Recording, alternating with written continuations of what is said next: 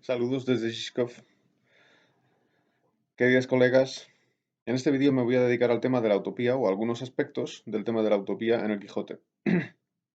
Digo algunos aspectos porque no por ganas de exagerar, pero evidentemente es un tema muy amplio que no se puede tratar en toda su extensión en un solo vídeo, porque en el Quijote, bueno, esto habría que relacionarlo con el carnaval y el carnaval es un tema muy amplio.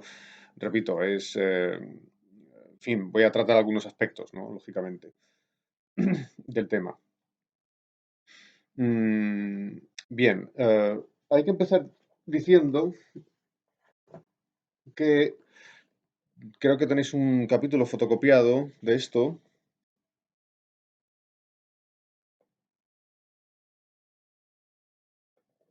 Es un libro que está en la biblioteca, además, y no es que yo lo cite porque es mío, o nuestro, porque no es solo mío el libro, pero en fin, yo aquí tengo un capítulo que se titula Utopie Don Quijotovi. Lógicamente, muchas cosas que voy a decir en esta clase están ahí, en ese capítulo, y creo que podría ser interesante. Desde luego, es una especie de primer paso para empezar a estudiar el tema. Ahí hay una bibliografía y se plantean una serie de interrogantes y luego a partir de ahí, eh, pues ya se puede ir avanzando, ¿no? Hasta el infinito. Em, Existe un debate acerca de si la obra de Cervantes, evidentemente sobre todo el Quijote, es una obra utópica o no. ¿Es una obra utópica o no es una obra utópica? Claro, entonces imaginaros, para responder a esa pregunta hay que responder a la pregunta ¿qué es la utopía? Para responder a la pregunta de la utopía hay que estudiar cientos de obras, porque la utopía moderna empieza con Tomás Moro, 1516, pero claro, en realidad también hay una utopía antigua, ¿no? De las obras antiguas. Por ejemplo, yo que sé, Platón, la República y cosas así, ¿no? O sea que hay que estudiar la literatura griega, luego hay que estudiar la literatura medieval, hay que estudiar el cristianismo, evidentemente, luego vienen las utopías. La primera es la de Moro y luego hay innumerables, ¿no? Innumerables utopías hasta hoy. Y ya en el siglo XX hay novelas utópicas, novelas distópicas y un debate acerca de lo que es la utopía que no acaba nunca. Así que de verdad que es un tema muy extenso. Uno puede decir, hombre, para estudiar el Quijote no me tengo que estudiar todas las utopías. Tampoco es eso, ¿no? Pero en fin, solamente con estudiar la utopía de Tomás Moro y estudiar la bibliografía relacionada con eso, ya uno tiene para, para largo, ¿eh? Perdón. Bien, entonces evidentemente lo voy a resumir muchísimo. Hay un debate acerca del significado de Don Quijote. Para algunos escritores, es decir, para algunos críticos literarios, el Quijote, perdón, el personaje del Quijote, y también el libro, ¿no? Eh, Representa una especie de utopía o representa una especie de espíritu revolucionario, ¿no? Por ejemplo, tengo aquí algunas obras. La primera, Ernest Bloch, Das Prinzip Hoffnung, del año 54, y la segunda es de Ostert, El pensamiento social y político del Quijote, 1963. Las dos obras, empezamos con estas dos obras. Los autores, por ejemplo, Bloch, que es un filósofo alemán, decía, es un libro, Das Prinzip Hoffnung, es un libro enorme, es un libro que tendrá 1500 páginas o algo así, y hay un capítulo dedicado a Cervantes y al Quijote. Y ahí dice que Don Quijote representa el principio esperanza, representa una esperanza que nunca acaba, ¿no? Claro, ¿por qué? Pues porque Don Quijote quiere ayudar a los menesterosos, quiere ayudar a las doncellas, quiere ayudar a todo el mundo, ¿no? Claro, luego en realidad se equivoca muchas veces y lo que hace es empeorarlo todo mucho más. Pero en fin, digamos, su intención no puede ser más buena. Su intención es maravillosa, lo que quiere es ayudar, ¿no? Es un caballero andante, es una especie de héroe, ¿no? Una especie de héroe que quiere ayudar a todo el mundo. Y en ese sentido, digamos, Don Quijote tendría una especie de impulso revolucionario, quiere cambiar el mundo, quiere hacer que el mundo sea perfecto. Don Quijote quiere hacer el mundo perfecto. Sale de su casa y se pone a luchar con los malos, ¿no? Claro, habría que preguntar, por ¿cómo sabes tú que son los malos? Bueno, él puede ser un ingenuo, pero él lo que desea es hacerlo mejor. Algo parecido nos encontramos en el libro de Ostertz, que es un libro muy interesante, em, pero criticable, como voy a decir ahora después, ¿no? Mm, Ostertz era profesor en la Universidad Autónoma de México, si no me equivoco. Y aquí dice este profesor,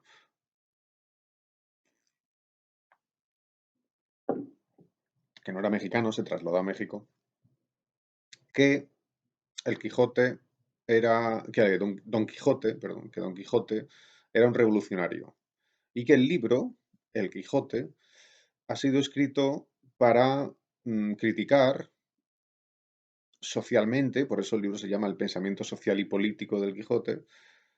El libro habría sido escrito para criticar a través de la figura de Don Quijote, que es una especie de revolucionario, a la clase noble, a la clase más alta de su sociedad, de la sociedad española del siglo de oro.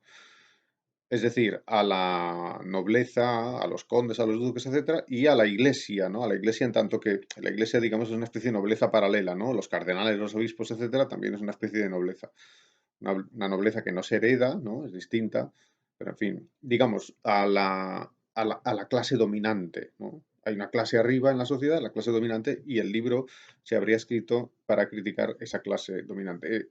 Ostertz escribe desde una perspectiva marxista, ¿no? Es evidente, como si hubiera una lucha de clases y Cervantes estuviera del lado de los pobres, ¿no? Más o menos, ¿no? Claro, esta es una visión, digamos que hoy en ciertos círculos no tiene mucho éxito, ¿no? No tiene muchos seguidores. Hombre, es un poco plana, es una visión un poco, digamos, demasiado simple, ¿no? Como maniqueísta de buenos y malos. Yo creo que el Quijote es más complicado, es muy difícil defender esto. Es como si fuera una simplificación, ¿no? De lo que es el Quijote, creo, ¿no? En mi, en mi percepción subjetiva. Pero por otra parte creo que hay algo de eso. Por otra parte creo que hay algo de eso. Acerca de cualquier punto del Quijote, el más mínimo, acerca de las hormigas del Quijote, puede haber un debate infinito. ¿No? Así que no lo planteo como una verdad total, ¿no? Pero yo creo que es discutible y sin embargo también un poco cierto. Tiene una parte de verdad. Por ejemplo, los duques, en la segunda parte del Quijote, hay muchos capítulos donde Don Quijote está en la corte de unos duques eh, y están allí haciendo de bufones. Y esos duques, evidentemente, son unas personas detestables y mezquinas. Son unas personas de una terrible mezquindad. Y además, no solamente eso, sino que son malos, ¿no? Son personas malignas. Y, y queda muy claro que Cervantes crea esos personajes para criticarlos. Está criticando a la nobleza. Claro, uno puede pensar, no, pero hay muchos otros nobles son nobles de verdad, nobles de espíritu también. Sí, es cierto, ¿no? Es cierto. Porque claro, eh, en la época, muchos personajes elevados, por la convencionalidad literaria, muchos personajes elevados, muchos héroes, tenían que ser nobles de alguna manera. Esto es lo que aparece en la comedia, ¿no? Es decir, en el teatro del siglo de oro. Entonces, repito, esto es complicado, ¿no? Pero el mismo Don Quijote es un noble, atención, es un noble, claro, se puede decir, bueno, pero es un noble de la nobleza baja, es un hidalgo, de acuerdo, pero el caso es que es un noble. Por eso digo, mucho cuidado porque hay tantos matices en la obra, pero hay muchos nobles que aparecen bajo una visión muy crítica, muy crítica. Por ejemplo, Fernando, el personaje de la primera parte del Quijote, el amigo de Cardenio, que traiciona a su amigo, es un hijo de un grande de España. Un grande de España es el nivel más alto de la nobleza, es lo máximo, ¿no? Solo había muy pocos nobles que tenían ese título, era como una selección, ¿no? Bueno, pues el hijo secundón, o sea, no el hijo que va a heredar el título, sino el hijo segundo que no hereda el título, es Fernando en la novela. Se dice que es el hijo de un noble, ¿no? Y es primero, un traidor y segundo, es un imbécil. Entonces no queda muy bien parado, ¿no? El más noble que hay en la novela no queda muy bien parado. Así que cuidado. A lo mejor Ostertz tiene razón, pero claro, hay que matizar su análisis infinitamente, ¿no? Y a veces queda un poco, ya digo, demasiado simplificado. Pero ahí está, ahí lo dejo. ¿Es entonces Don Quijote un revolucionario? Sí, no, podemos discutirlo. Discutámoslo. Pero de todas formas, el problema no es ese solamente, el problema es todavía más grande. Porque no se trata solamente del valor del personaje, no se trata de que Don Quijote sea o no sea un revolucionario. Porque es que a lo mejor la obra no quiere expresar lo mismo que el personaje. ¿Entendéis? Un escritor hace una novela y crea un personaje y ese personaje representa o defiende algo. Pero luego hay otros personajes que defienden otras cosas. Una novela es como una sinfonía. Hay muchas voces que a veces van unas contra otras y otras veces son armoniosas, ¿no? Pero hay un, digamos, un gran espectro, un amplio espectro de diferentes registros y de diferentes opiniones y de diferentes voces, sobre todo la novela moderna, evidentemente. La novela medieval es distinto, ¿no? Entonces, me pregunta, si Don Quijote es un revolucionario, que no lo sabemos, eh, eso significa que Cervantes es un revolucionario y que es un utopista, ¿no? Además, no sabemos lo que es la utopía, ¿no? Pero eso dejémoslo aparte. Entonces, en este sentido es muy interesante el libro de Maraval, que es un gran crítico, un gran cervantista. Lo tenéis lo segundo, Maraval, Utopía y Contrautopía en el Quijote. Y ya si queréis podéis también copiar los otros títulos, ya no lo enseño más. Vilar, que es un francés, El mundo del Quijote. Esto es un artículo. Y luego voy a hablar de Utopía, que es del año 16, ya lo he dicho, ¿no? Entonces, Maraval, en su libro Utopía y Contrautopía en el Quijote, esta es una edición posterior, no tengo la primera edición, desgraciadamente, pero si alguien me la quiere regalar. Este es un libro editado por Visor, es un libro cómodo y está bien hecho, pero posterior, ¿no? No es del año 76, ¿no? Exacto. Del año 76. Esta es posterior, es del 2000 algo, me parece, 2002 o algo así. Eh, 2006, ¿no? Bueno, pues este es un libro muy interesante porque mm, corrige un posible error de algunos cervantistas que consiste en ver que Cervantes y su personaje son el mismo, ¿no? No. Cervantes escribe sobre el Quijote, creo yo, porque mm, muchas, muchas cosas que tiene Don Quijote en la cabeza, digamos, son también las que tenía Cervantes, muchas ideas, pero muchas otras no. Es decir, que hay una especie de juego de distancia, ¿no?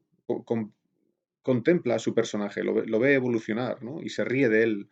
Y otras veces se compadece de él. Y otras veces dice, ¿ves? Tiene razón, ¿no? Hace es como si fuera un diálogo consigo mismo, en cierto modo, ¿no? Pero claro, quizá no es reducible el libro, el sentido del libro, al sentido del personaje Don Quijote, ¿no? Esto es una apreciación muy interesante, hay que tener cuidado. Y entonces, según Maraval, en el Quijote hay una utopía y hay una contrautopía. La utopía está representada por Don Quijote, según él. Y él llama a esa utopía la utopía pastoril caballeresca. Es una utopía de pastores y de caballeros, ¿no? Es pastoril y caballeresca, las dos cosas, como una mezcla, ¿no? Pero el libro lo que pretende es demostrar que esa utopía de Don Quijote, esa utopía que Don Quijote quiere implantar, es absurda, no tiene ningún sentido intentar implantarla, y por lo tanto el libro sería contrautópico, como si fuera una especie de dialéctica. ¿En qué sentido se puede decir que la utopía o en qué sentido dice Maraval que Don Quijote representa una utopía caballeresca o una utopía pastoril. Las dos cosas son como están mezcladas, ¿no? En el personaje. Pues lo dice porque un caballero andante intenta como restaurar una especie de mundo de la justicia, digamos, y por otra parte, el mundo pastoril, el mundo de las novelas pastoriles, que se están publicando en la segunda mitad del siglo XVI en España, pero es una tradición, la tradición pastoril viene de Grecia, ¿no? Es muy vieja, y entonces renace en la literatura renacentista, primero en la poesía pastoril, ejemplos, por ejemplo, los tenemos en Garcilaso, pero luego en prosa también, a través de la obra de San Nazzaro que se llama La Arcadia. Y entonces esa influencia llega a España más o menos en la segunda mitad del siglo XVI. Y Cervantes escribe también una novela pastoril que es La Galatea.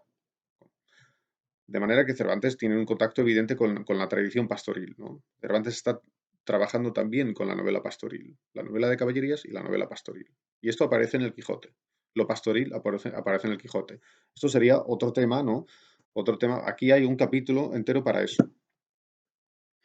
Entonces, repito, según Maraval, Don Quijote representa la utopía del caballero andante, que quiere instaurar la justicia y salvar a las doncellas, etcétera, y la utopía del mundo pastoril, que es un mundo, digamos, anterior a la historia, y es un mundo donde los pastores están cantando poesía y dedicados al amor. Es una especie de utopía también, como si fuera una utopía antigua, la utopía de los siglos de oro. No siglo de oro de la literatura española, pero a veces se dice de los siglos de oro. Y esto se ve muy bien en el famoso discurso que hace Don Quijote en el capítulo 11 a los cabreros, el famoso discurso de la Edad de Oro. Se conoce como el discurso de la Edad de Oro. Hay un momento que Don Quijote y Sancho eh, están yendo por ahí, por la Mancha, y una noche dicen, "Pues no, nos paramos aquí a dormir y hay unos cabreros y unos pastores. Y entonces les dan un poco de queso y les dan unas bellotas o unas almendras, no me acuerdo. Creo que es una bellota, ¿no? Em, y les acogen. Y Don Quijote y Sancho pues están encantados porque los cabreros son muy simpáticos y están hablando con ellos y les están invitando, digamos, a comer. Y en ese momento Don Quijote hace el famoso discurso de la Edad de Oro. Esto, repito, está en el capítulo 11. Y claro, es una maravilla, ¿no? Como, casi como cualquier página del libro, ¿no? Lo que dice aquí Don Quijote. Dichosa edad y dichosos siglos, perdón, em, no lo tenéis en el sistema, ¿no? Pero si tenéis un Quijote en casa, pues abridlo y en el capítulo 11 está esto. Dichosa edad y siglos dichosos aquellos a quien los antiguos pusieron nombre de dorados. Los siglos de oro antiguos, ¿no? Y no porque en ellos el oro, que en esta nuestra edad de hierro tanto se estima, se alcanzase en aquella venturosa sin fatiga alguna, sino porque entonces los que en ella vivían ignoraban estas dos palabras de tuyo y mío. O sea que los siglos antiguos, que son los siglos utópicos a los que se refiere la novela pastoril de alguna manera, son siglos de oro, según Don Quijote, no porque hubiera mucho oro, no porque hubiera mucho oro, no había oro, ¿no? No era importante el oro como metal, ¿no? Sino que se llaman dorados porque los que vivían en aquella época, dice, ignoraban estas dos palabras de tuyo y mío. Es decir, no existía lo tuyo y lo mío. ¿Qué significa eso? Significa que todo era común, todo era común. Y cuando todo es común, eso es el comunismo. Entonces, muchas veces se habla de esta especie de comunismo mítico, ¿no? No había propiedad privada, no había propiedad privada. Bueno, esto sería una especie de utopía pastoril del mundo antiguo llamado siglos de oro, ¿no? Y Don Quijote parece que le encanta, ¿no? Le gusta esto. Claro, luego uno podría pensar que, bueno, pero Don Quijote tenía propiedades, o por lo menos Alonso Quijano, o Quijana, o Quesada, o Quijada, porque no se sabe cómo se llama. Tenía propiedades. porque al final de la novela, por ejemplo, le deja una herencia a Sancho, ¿no? Etcétera. Y compra libros y él tiene propiedades. Entonces, pero ese no es Don Quijote. Bueno, total. mm, Dice aquí Don Quijote en este discurso que en esa época antigua es una época, que esa época es una época dorada, precisamente porque no existe lo tuyo y lo mío. Es decir, porque hay propiedad común, o porque hay comunismo, o porque no hay propiedad privada, como se quiera llamar. Da igual. Y esa es la utopía que representaría Don Quijote. Representaría una utopía social en la que todos somos hermanos porque todos compartimos todo, ¿no? Esto es utópico, ¿no? Eso se suele considerar como utópico, ¿no? Sobre esto habría mucho que decir. Bueno, pues esta idea de que no hay propiedad privada, la misma, la misma idea, aparece en el libro de Tomás Moro, La Utopía. En la isla que se llama Utopía, repito, de Tomás Moro, no hay propiedad privada. No hay propiedad privada. Pero cuidado, porque es que, repito, esto sería para mucho, para mucha discusión, ¿no? En la isla llamada Utopía hay esclavos. Normal, hay esclavos, ¿no? Eh, Bien, dejemos eso, ¿no? Pero sobre el tema de la esclavitud también hay mucho que decir.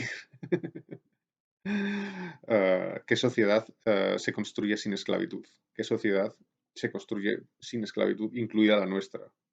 Pregunta. Pregunto yo. Porque nuestra sociedad también, en cierto modo, aunque no oficialmente, pero también es una sociedad que cuenta con cierto nivel de esclavismo. Y si no, decidme que son esas personas que trabajan en esas fábricas en ciertas ciudades asiáticas para que luego aquí compremos camisetas. Dejémoslo. Entonces, estaba diciendo que en la utopía de Tomás Moro también, en la isla, cuando se describe esa isla, utopía es una isla, en la obra de Tomás Moro, ahí mm, no existe la propiedad privada. Todo lo que hay es de todos. Todos trabajan juntos y lo comparten, ¿no? Hay un debate o hay una pregunta acerca de si Cervantes había leído la obra de Tomás Moro. Esto es muy difícil, ¿no? No hay pruebas. Parece que por lo menos no se puede probar, ¿no? Pero algunos dicen, bueno, seguro que la conocía o que había oído algo. Son ideas vagas, porque no se ha demostrado, que yo sepa, no se ha demostrado hasta ahora que Cervantes haya leído eh, una traducción o un resumen o lo que sea de la obra de Tomás Moro. Es posible, pero no es seguro. Algo parecido pasa con Montaigne, aunque parece que no ha leído a Montaigne. En fin, dejémoslo, ¿no? Porque hay muchos interrogantes en ese sentido, ¿no? Porque sencillamente no hay documentos, ¿no? Así que se puede especular, pero no se sabe. Y tampoco hay una influencia directa, clarísima, ¿no? De algo que está en la obra de Utopía con un personaje el que sea y que aparece aquí, por ejemplo, ¿me entendéis? Entonces no se puede decir, no se sabe bien. Pero es muy curiosa la similitud. Claro, sencillamente es que esto estaba en la literatura de la época, ¿no? Pero en fin, la similitud es sorprendente. Según Maraval, Don Quijote representaría esa utopía de los siglos de oro, de los siglos antiguos. Y esta es una utopía pastoril, ¿no? Y fijaros, al final del discurso de la Edad de Oro dice Don Quijote, bueno, habla de las doncellas, que en esa época iban por el mundo tranquilas, porque era un mundo justo, no existía el crimen. Es utópico, ¿no? Mm, y dice Don Quijote al final, para cuya seguridad, o sea, de las doncellas, dice, andando más los tiempos y creciendo más la malicia, se instituyó la orden de los caballeros andantes. Es decir, que la orden de los caballeros andantes tiene sentido porque se ha instituido para cuidar de las doncellas que ahora ya no pueden ir por el mundo tan tranquilas, porque ya hay mucha malicia. Dice, para defender las doncellas, amparar las viudas y socorrer a los huérfanos y a los menesterosos. De esta orden soy yo, hermanos cabreros, a quien agradezco el gasaje, etcétera, etcétera. O sea que él, Don Quijote, es un caballero andante y la orden de los caballeros andantes lo que pretende es resucitar los siglos de oro. cuando existía solamente la justicia.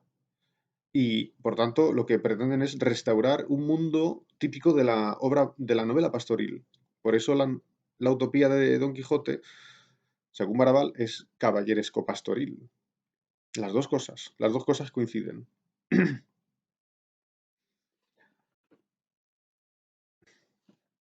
Bien, em, entonces, eso es, digamos, primera parte.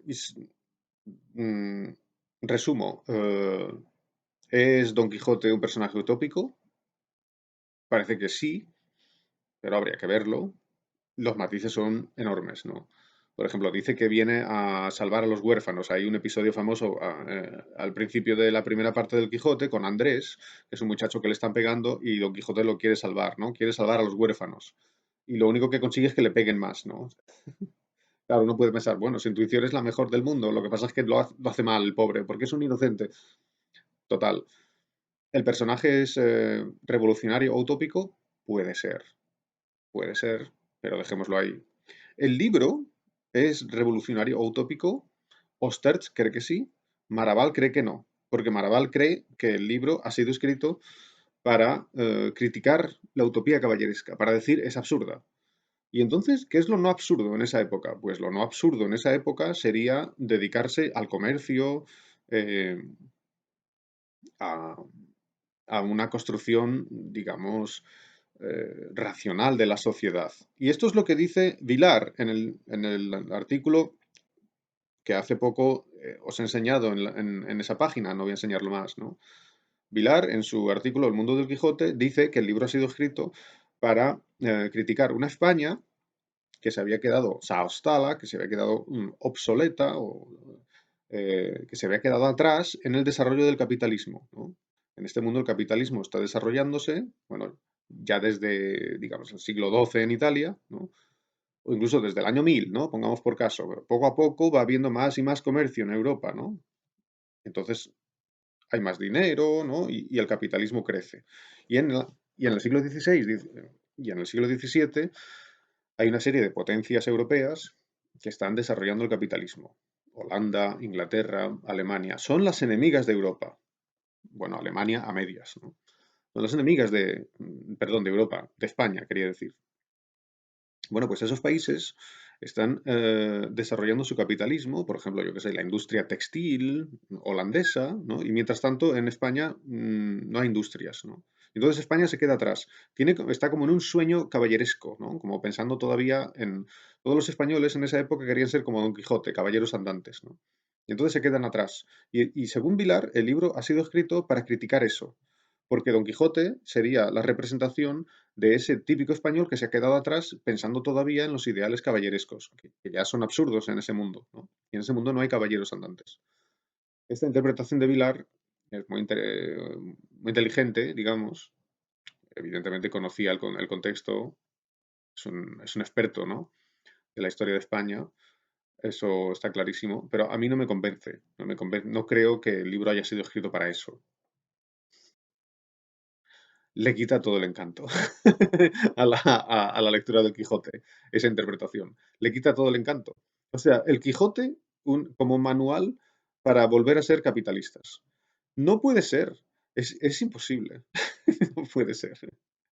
Em, pero bueno, la interpretación de Vilar hay que tratarla y hay que dialogar con ella, ¿no? Ahí está, bueno, es interesante. Yo no lo veo, no lo veo por ahí, no lo veo claro, ¿no? Uno de los episodios más importantes acerca del tema de la utopía es cuando a Sancho le dan una isla una ínsula, mejor dicho, para que la gobierne. Bueno, no es una ínsula, en realidad es un pueblo, ¿no? Un pueblo que está ahí en Zaragoza. Eh, porque Sancho, desde el principio del libro, tiene la esperanza de que Don Quijote le dé una ínsula, como un regalo. Y esto es una cosa que pasaba en las novelas de caballerías. Las novelas de caballerías, el caballero andante, que al final acababa siendo rey, como un regalo para su escudero, por su fidelidad, pues le daba una ínsula. ¿Y qué era una ínsula? Pues una isla, pero se utiliza siempre la palabra ínsula. Una isla que, que es, digamos, un pequeño reino, y entonces le dice, bueno, tú ahí puedes reinar, como si fuera un rey pequeño, ¿no? Y, y entonces al principio de la novela, repito, mm, Don Quijote le dice a Sancho, no sería raro que al final, cuando yo fuera rey, pues tú acabaras ganando una ínsula y fueras gobernador de una ínsula. Y Sancho dice, ah, qué bien, ¿no? Ojalá, ¿no? Eso sería fantástico. Y él tiene siempre esta esperanza. Y en un momento del segundo volumen, cuando están con los duques se enteran de que Sancho tiene esa esperanza y dicen, "Ah, vamos a hacer una cosa. Le decimos a Sancho que, que le damos una ínsula y que es gobernador, para reírnos de él. Entonces lo llevan a un sitio y llegan en un día, y es un pueblo que está al lado. Es decir, Sancho no asocia la palabra ínsula con la palabra isla, porque a una isla hay que llegar en barco, ¿no? Para Sancho una ínsula pues, solamente es un lugar, o sea, un pueblo, ¿no? Una aldea. Una aldea en la que puede ser gobernador. Y entonces Sancho se hace gobernador.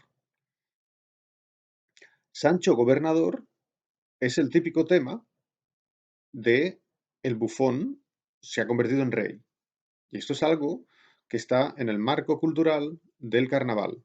Y el carnaval no es solamente una fiesta que se hace en febrero y todo el mundo se ríe mucho y se emborracha y ya está, sino que el carnaval es, digamos, un código cultural especial. Un código cultural especial. Y para entender esto hay que leer las obras de Bakhtin, Mikhail Bakhtin, el filólogo ruso. El gran filólogo ruso, el filólogo más influyente del siglo XX, seguramente.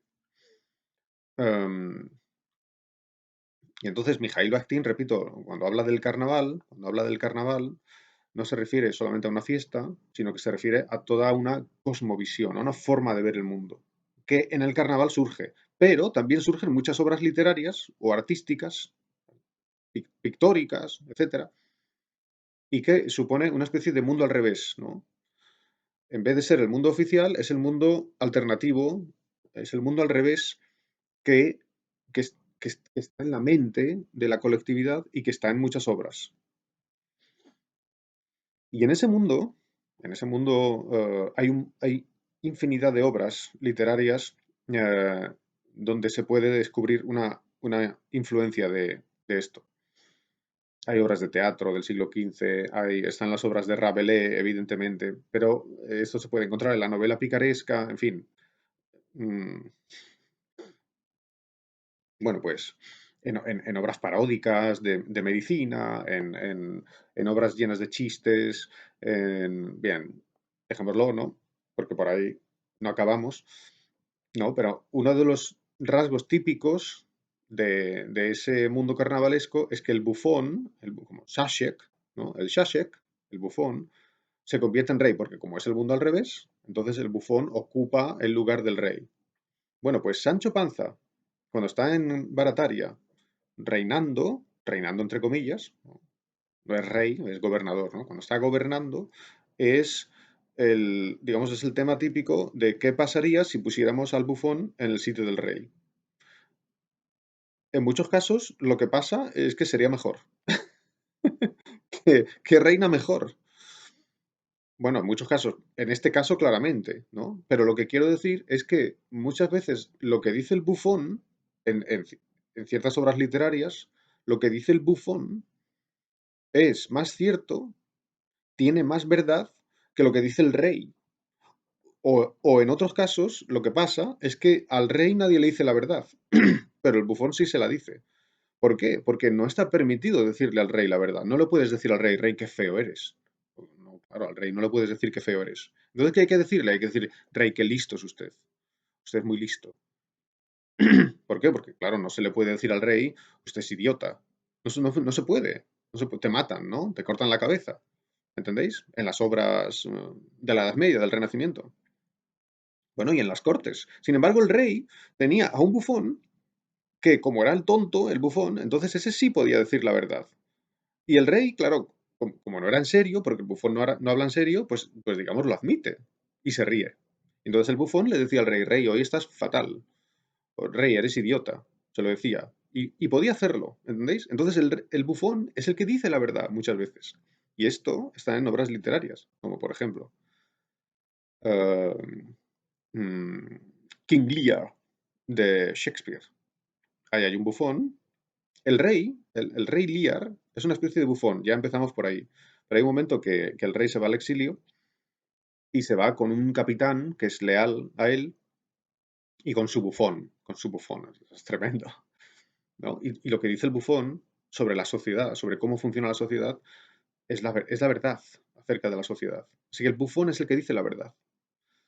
Mirad, releed King Lear, que es impresionante, ¿no? Hay un momento que están en el campo, están en el exilio, el rey, el capitán y el bufón, debajo de una lluvia, está lloviendo y están ahí metidos en un sitio porque está lloviendo y están hablando de la sociedad. Y es impresionante lo que dicen.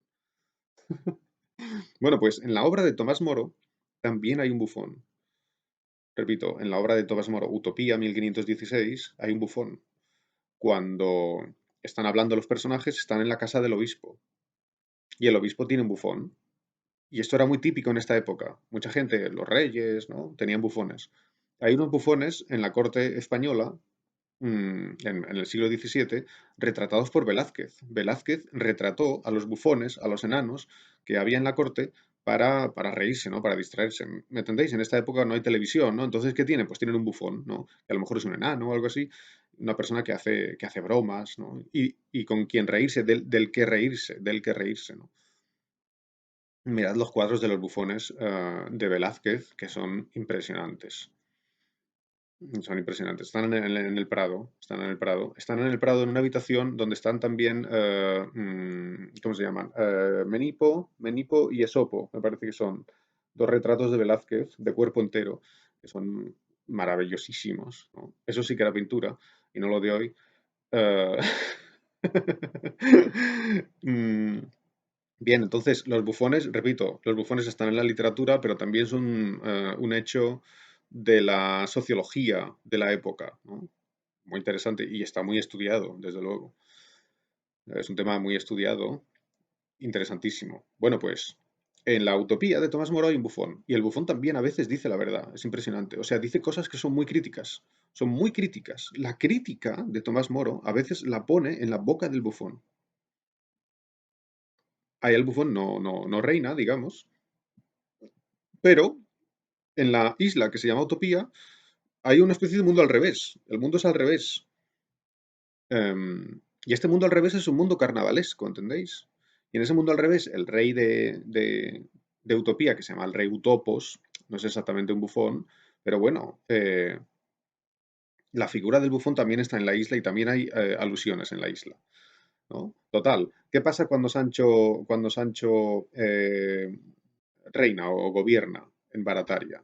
Pues que es el bufón que han puesto en el lugar del que gobierna.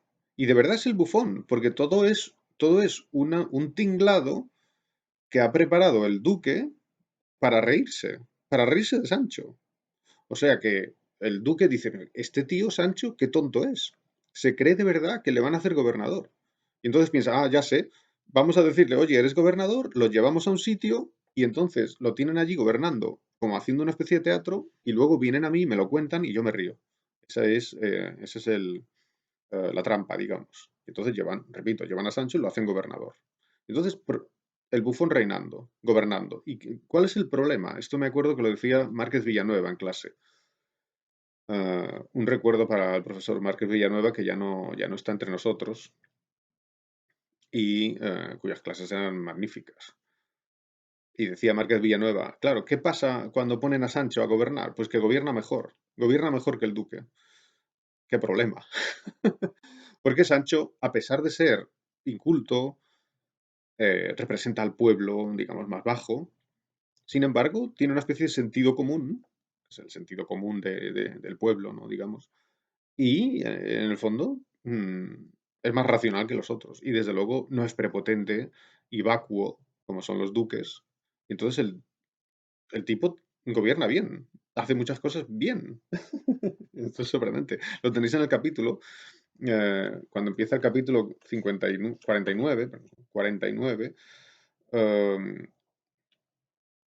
Bueno, empieza diciendo, todos se burlaban de Sancho, porque le han hecho esta trampa, ¿no? Se burlaban de Sancho, pero él se las tenía tiesas a todos. O sea, como que él en realidad no era tan fácil, ¿no? Digamos, de engañar, ¿no? Se las tenía tiesas a todos. Maguera tonto, bronco y rollizo. Claro, esto también, es que el lenguaje de Cervantes, yo no sé el tío lo que tenía en la cabeza. O sea, para escribir así, con estas palabras, el tío tenía en la cabeza todo el maldito lenguaje de su época, ¿no? Es impresionante, ¿no? Maguera tonto, maguera o manque o mager es, proviene del turco, es macarie, o del turco antiguo o algo así, es como aunque, es aunque, es una, es, una palabra muy antigua, pero que significa aunque, ¿no? Y esto es muy, muy vulgar, ¿no? Muy coloquial. O sea que maguera tonto significa aunque tonto, pero claro, dicho con el lenguaje del pueblo, ¿no? Y entonces, claro, Cervantes es un tío que mezcla el lenguaje del pueblo y el lenguaje más culto, ¿no? Y lo mete en un cóctel, ¿no? Y es lo que sale de ahí ¿no? Es tremendo, ¿no? Es inigualable, ¿no? Entonces dice que era maguera tonto, bronco y rollizo. Tremendo. Bronco, que es algo así como, pues que discutía, ¿no? Y que no se dejaba convencer, ¿no? Y rollizo significa gordo, ¿no? Pues querría decir eso, ¿no? Que era un tipo difícil de manejar, ¿no? Algo así. Pero una de las cosas que hace, está aquí mm, en la página 407, mm, o 406, 407, está hablando de que va a cerrar las casas de juego, ¿no? O sea, las casas de apuesta las va a cerrar, porque dice que eso es malo para la República. Eh, claro, esto hay que interpretarlo, bueno, entonces, todo es difícil de interpretar, ¿no? Pero yo lo interpretaría como un gran paso adelante, ¿no? Es decir, que va a cerrar, él dice que va a cerrar garitos donde la gente jugaba las cartas, etcétera, ¿no? Y esas cosas, y apostaba, ¿no? Y se perdía el dinero, y además, pues luego se mataban unos a otros, ¿no? Eso lo va a quitar, ¿no? Sancho. Yo creo que Cervantes esto lo pone como diciendo, esto está bien, esto habría que hacerlo, y al único que se le ocurre hacerlo es a Sancho, ¿no? Es decir, es un gobernador mejor que los otros. Pero, porque tampoco voy a comentar todo lo que hay en el capítulo, lógicamente, leedlo y lo comentamos, ¿no? Pero lo que voy a comentar es una cosa concreta, ¿no? Del capítulo para que reflexionemos lo que pasa con la figura del bufón cuál es el sentido de Sancho en Barataria, ¿no? Y si todo esto es utópico, ¿no? Entonces, en la página 406 le dicen a Sancho, dice tanto vuestra merced, señor gobernador, que estoy admirado de ver que un hombre tan sin letras como vuestra merced, que a lo que creo no tiene ninguna, diga tales y tantas cosas llenas de sentencias y de avisos.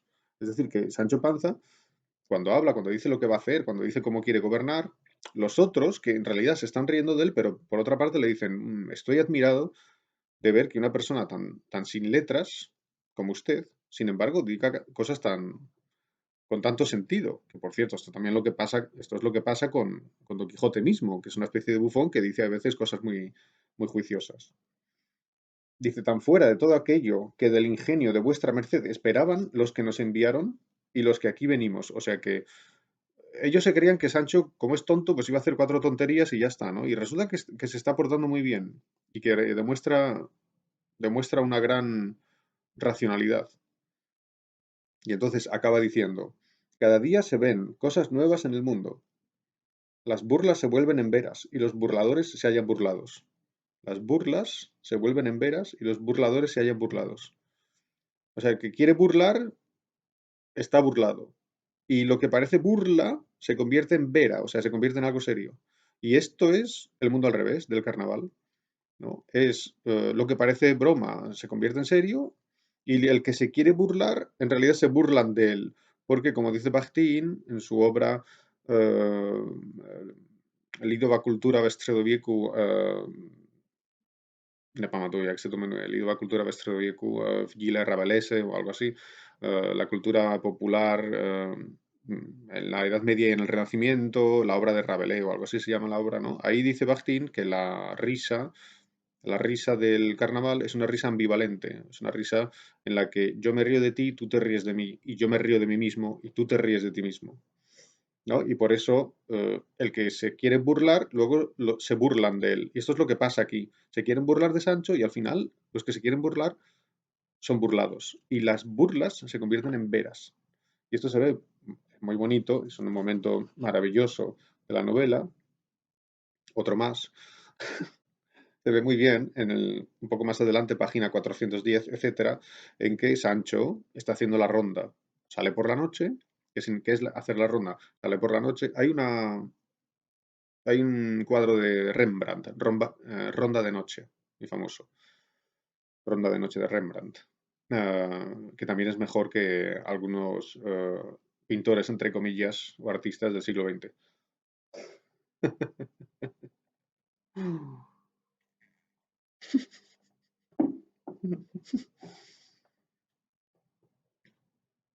Am, entonces, la ronda es que salen Sancho y otros pocos digamos, del ayuntamiento o del concejo a ver si todo está tranquilo y no hay problemas, ¿no? Como una especie de ronda policial. Y entonces, yendo así de ronda, Sancho y los otros, de repente dicen, oye, allí hay un chico que se va corriendo, ¿no? ¿Qué pasa? Dos, en realidad, dos chicos. Salen corriendo detrás de ellos y los traen. Y resulta que uno de ellos es una chica vestida de chico, ¿no? Y claro, como ha salido corriendo, pues lo han traído a Sancho, no vaya a ser que fuera un ladrón o algo así, ¿me entendéis? ¿Qué pasa? Entonces lo analizan el caso. Y entonces se dan cuenta, página 410, dice, señor gobernador, este que parece hombre no lo es, sino mujer, y no fea, que viene vestida en hábito de hombre. O sea, es una chica vestida de hombre. Y entonces le hacen una especie de interrogatorio. ¿Qué pasa, no? Es una muchacha. En realidad es una niña. Eh, dice que es de 16 o pocos más años, ¿no? Casi una niña. Una muchacha muy joven. Y la trata muy bien. Sancho la trata maravillosamente. Con una especie de enfado falso, ¿no? O sea, teniendo mucho cuidado con ella, pero diciendo, hombre, esto está muy mal, ¿no? Y repito, le preguntan, ¿qué haces, no? Aquí por la noche vestida de hombre y corriendo por ahí, ¿no? Eh, una chica de esa edad se supone en esa época que no debía hacer eso. Mm, y entonces la chica empieza a explicarse, pero está muy nerviosa y se equivoca, total. La pobre muchacha está hecha un lío, ¿no? Bueno, la historia de la muchacha es una preciosidad, luego hablamos de esto. La historia de por qué ella se ha escapado de casa es conmovedora, ¿no? Como una micronovela ahí dentro. Y entonces, en ese momento, que están hablando con la chica, pues no saben qué hacer, qué hacen con ella, cómo resuelven el problema, ¿no? Y dice, al final de la página 410, dice, y los consabidores de las burlas que se habían de hacer a Sancho, o sea, los que le estaban haciendo la broma a Sancho, que venían enviados por el duque, los consabidores de las burlas que se habían de hacer a Sancho fueron los que más se admiraron, porque aquel suceso y hallazgo no venía ordenado por ellos. Es decir, esto es de casualidad. No lo han planeado para reírse de Sancho, sino que ha surgido la cosa. Dice, y así estaban dudosos, esperando en qué pararía el caso. Es decir, están esperando a ver lo que decide Sancho. Y en este momento los burladores se convierten no en burlados, pero es decir, ya no son burladores, porque en este momento ya no se están burlando de Sancho, sino que Sancho, que en realidad está como gobernador absurdamente y porque es toda una bufonada, en este momento tiene poder, porque están esperando a ver lo que decide él. ¿Entendéis? Le podrían haber dicho, Sancho, mira, en realidad todo esto es una tontería, quítate, ¿no? Que ya lo hacemos nosotros, ¿no? Pero no hacen eso, sino que como de repente surge el problema de la chica vestida de hombre y no saben qué hacer, pues están esperando y miran a Sancho. Y entonces Sancho es el que tiene que decidir. Las burlas se han convertido en veras y los burladores se quedan finalmente burlados. No exactamente burlados, pero le hacen caso a Sancho. Es decir, es el bufón que efectivamente al final gobierna. Y lo peor de todo, repito, para el rey ¿no? O para el gobernador, para el duque, es decir, para el que manda, lo peor para el que manda es que efectivamente manda bien, incluso mejor que él. ¿Qué hacer entonces? Y este es un tema que se repite en la obra, cuidado, no es que esté solo aquí en esta escena o en estos capítulos, se repite. Hay alusiones una y otra vez a esto, ¿no? Así que, ¿es esto una utopía? ¿Es esto representa una utopía? ¿Representa una forma de gobierno utópica? ¿O solamente un chiste? ¿Una bufonada? ¿O las dos cosas? De esto podemos hablar, si queréis, después de esta introducción, que repito, es una introducción mínima a la problemática, pero claro, es que tiene que ser mínima, no puede ser más, ¿no? Aunque fuera de 3 horas sería mínima. Y repito, lo dejo para un ulterior debate y que podamos realizar, ojalá. Ojalá pudiéramos también presenchini, ¿no? Claro, pero bueno. Y, en fin, y ya con eso me despido. Gracias.